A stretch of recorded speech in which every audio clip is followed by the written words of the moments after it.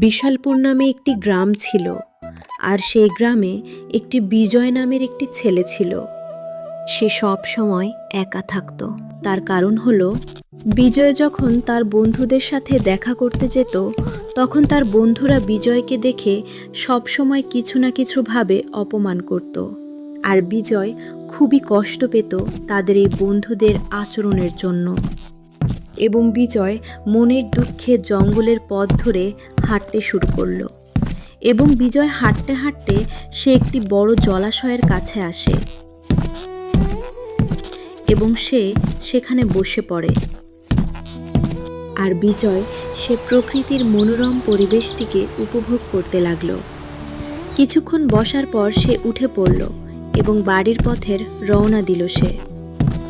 কিছুক্ষণ পর বিশালপুর গ্রামের সূর্য অস্ত গিয়ে অন্ধকার নেমে এলো সমগ্র গ্রামে। ঠিক তখনই বিজয় তার ঘরে ঢুকল, দিয়ে ঘরে থাকা গৃহদেবতার কাছে নিজের সমস্ত কষ্টটা খুলে বলল।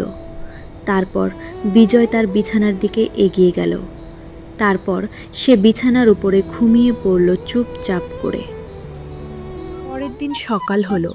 বিজয় ভোরবেলা ওই বটগাছের কাছে এলো যেখানে তার বন্ধুরা এসে বসে থাকত, কিন্তু বিজয় কাউকে দেখতে পায় না। ফলে তার মন আরও খারাপ হয়ে যায়।